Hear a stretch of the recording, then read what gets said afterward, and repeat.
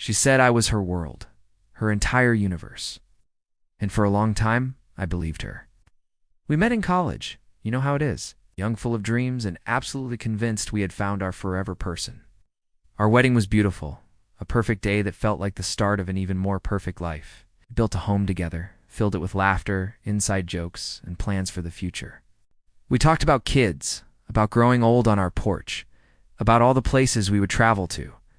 I truly thought we had it all. She was my rock, my best friend, the person I shared every secret and every silly thought with. When she told me I was her world, I felt it in my bones. It was the foundation of my own reality. But then, little things started to change. So small at first, I barely noticed. She started working late more often. Big project at work, she'd say, looking tired. I'd make her dinner, rub her shoulders, and tell her how proud I was of her work ethic. She became more attached to her phone, guarding it like it held state secrets. When I'd ask who she was texting, she'd just wave it off. Oh, just a group chat from work. You know how it is. I did know. Or I thought I did. I trusted her.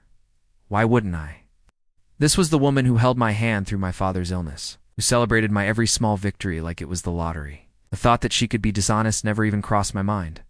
The signs became harder to ignore. She started going out for girls' nights more frequently. But when I'd ask her friends about it later, they'd seem confused.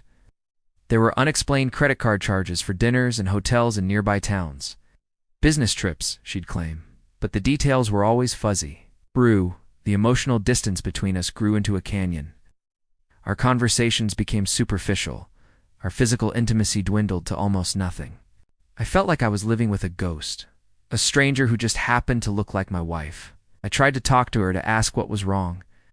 I suggested counseling, date nights, anything to get us back on track. She would just sigh, tell me I was being paranoid, that I needed to stop stressing, and just trust her. She'd say, "You're still my world, you know that," but her eyes wouldn't meet mine.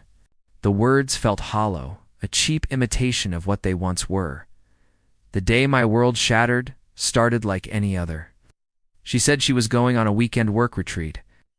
I helped her pack, kissed her goodbye, and told her to have a good time. A strange feeling gnawed at me all day. That evening, I was scrolling through social media when I saw a picture posted by a mutual acquaintance. It was a group photo from a local music festival. And there, in the background, was my wife. She wasn't in a business suit at some corporate retreat. She was laughing, her arm wrapped tightly around another man, his lips pressed against her temple. They looked so happy, so comfortable, so in love.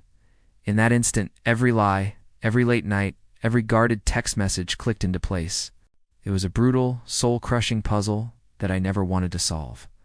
She said I was her world, but her actions showed me I wasn't even a significant country on her map. I was just a convenient home base she returned to when her travels were over.